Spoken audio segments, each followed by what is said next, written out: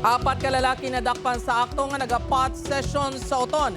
Samtang high-value individual nga ginatudlo konektado sa anay drug lord sa barangay Bacau, Mandurriao, nakuhaan sa masobra 3 million pesos nga balor sang suspected shabu. Si John Sala nakatuto. Dakop sa akto nga nagka-pot session ng apatanan ka mga persona sa gidkasa sa Oton Police and Drug Bypass Operation sa Barangay Poblacion East kagabi. Dakip sa mga nagkaladak panay sa high-value individual nga kilala kay alias Gino kag tatlo ka mga street-level individual.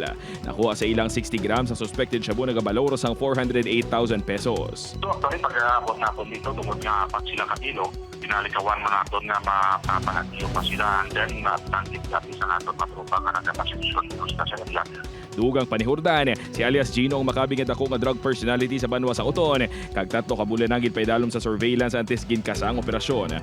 Sa Iloilo City kuno naghalin ng supply sini kag iya mga parokyano ang mga taga Banwa man lang sa Oton. Samtang sa ikatlong ation, balik naman sa presohan tungkol sa illegal nga droga ang 34 anyos nga caretaker sa balay sa Bacau, Mandurriao nga si Ronaldo Pedrosa alias Naldo. Sa ginpatigan nga drug bypass operations ang Iloilo City Police Station 10 kay nasang aga nakuhaan sang masobra 450 grams ang suspected shabu si Ronaldo nga nagabaloro sang 3,060,000 pesos sa balay mismo ginabantayan sini. Suno kay Captain Val Campbell nangin madanlogman kag mabudlay madakpan si Ronaldo bangod mapili ini sa iyang mga ginatransaksyon. Nagapati si Campbell nga bangod sa kadakuon sa nakuha sa subject, hindi malayo ang konektado inisad to sa mga anay dalagkong otorokista sa barangay. Si alias Naldo is wala sa established obra. Mambal niya gani nga wala sa propiedad.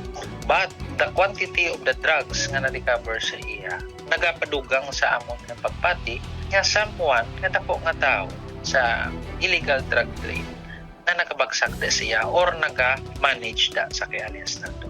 John Sala, 1 Western Visayas.